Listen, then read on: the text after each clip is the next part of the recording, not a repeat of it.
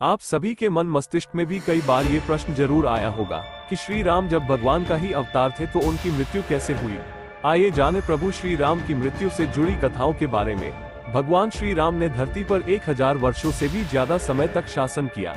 अपने इस लंबे शासनकाल में भगवान राम ने कई ऐसे काम किए जिन्होंने हिंदू धर्म को एक गौरवमयी इतिहास प्रदान किया। पद्म पुराण के अनुसार भगवान राम जब अपना अवतार काल समाप्त करके एक ऋषि का रूप धारण करके आए, तब काल यानी यमराज भी एक ऋषि के रूप में आए और उन्होंने राम जी से बात करने का आग्रह किया। तब श्री राम ने काल से कहा कि कोई हमारे बीच न आए। उस समय प्रभु श्री राम ने भ्राता लक्ष्मण से कहा कि वो एकांत चाहते हैं और काल से वार्तालाप करना चाहते हैं, इसलिए आप दरवाजे पर खड़े हो जाए जिससे कोई भीतर प्रवेश न कर सके। इतनी देर में ऋषि दुर्वासा वहां आ गए और राम जी से मिलने का आग्रह करने लगे। लक्ष्मण जी के मना करने पर भी ऋषि नहीं माने और क्रोधित होकर बात करने लगे।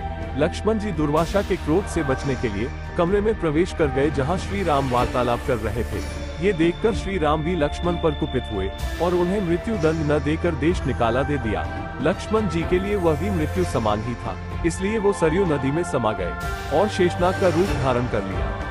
भाई की जल समाधि से आहत होकर श्री राम ने भी जल समाधि का निर्णय लिया। वो सरयू नदी के अंदर गए और भगवान विष्णु का अवतार ले लिया। इस तरह श्री राम ने मानव शरीर त्याग दिया और वैकुंठ धाम चले गए। वास्तव में ये कथा भगवान श्री राम के जीवन से जुड़ी सबसे रोचक कथाओं में से एक है और ये प्रभु श्री राम के मनुष्य रूप को त्याग कर वापस विष्णु रूप में आने के बारे में बताती है। जय श्री राम।